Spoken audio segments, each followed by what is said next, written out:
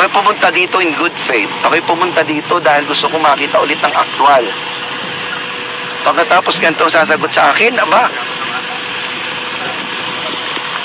dami tayong lahat. Ngayon ha, ito pakita nyo sa tao. Sariling probinsya natin, ayaw tayong papasukin, order ng kontraktor na gumagawa dito. Kailan ho kayo kuya inorderan?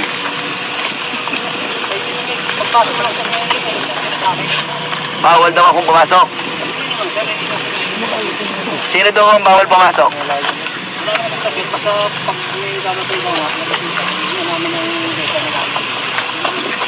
Kailangan ng letter na galing sa DP. Sige, mananawagan ako kay Director Gerald Pacanan. Alam nyo, Director, kung gaano ko naging mabait sa inyo. Alam ho ninyo kung paano ko inaayos ang lahat ng bagay na walang masasaktan. Dahil ang gusto ko lang yung karapatan ng mamamayan na magkaroon ng maayos na proyekto para sa probinsya natin. Pero ngayong oras na ito, nasasabihin sa akin na bawal akong pumasok o sino mang bisita ng walang permit ng DPWH. Kayo na pala po ngayon ang mayroong kontrata dito. Kasi ang alam ko hindi lang pwedeng pumasok, magpapasok ay yung may-ari ng bahay, may-ari ng lupa. Kung ito'y private. Hindi ho ito private property, ito'y public property. At ang alam ko, pag public property, kahit sino, basta taxpayer, basta tao, basta mamamayan, ay pwedeng pumasok. Maliban lang kung may mga sinusunod na regulasyon. Nakalagay yung caution, under construction, close, wala naman nagagawa. Gob, so ang purpose po ng pagpunta nyo dito ay para inspeksyonin yung mga gumuho. At ito'y dapat ginagawa. Tungkulin ko ito. Na-expose ko na ito dati. Pagkatapos ngayon, sasabihin niya sa akin, aba, Director Gerald, hindi ko ito gusto. Ako'y taong nakipag-usap sa inyo. Tapos sasabihin sa akin dito ng kumpanya, hindi ako pwedeng pumasok nang wala kayong order. At ang sabi ha, walang written order ninyo.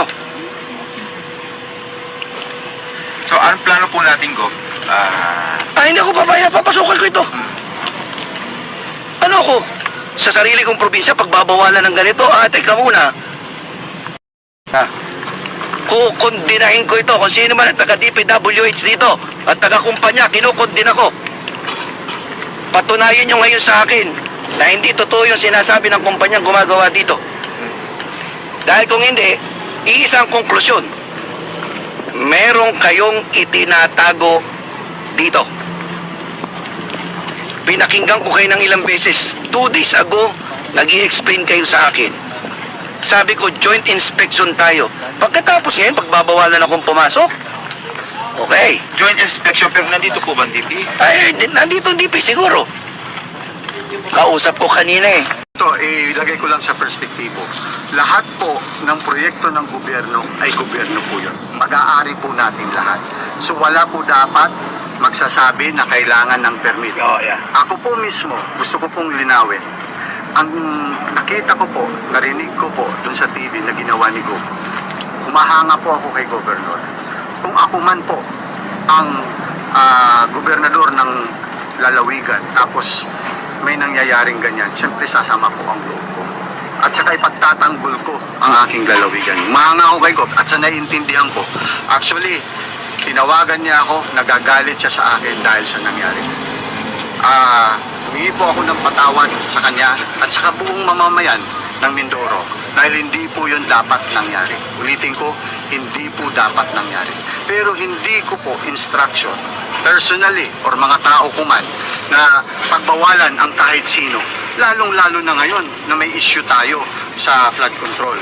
Bawal natin pigilan ang kahit sino. Ipakita natin sa lahat na may ginagawa tayo dito. Kung mayroon mang nasisira, kasi sabihin ko, pwedeng cause yan ng climate change natin, ng ragasa, pwede rin attributable yan sa contractor kung may pagkukulang sila. Malalaman natin yan, pero bawal natin yan pigilan kasi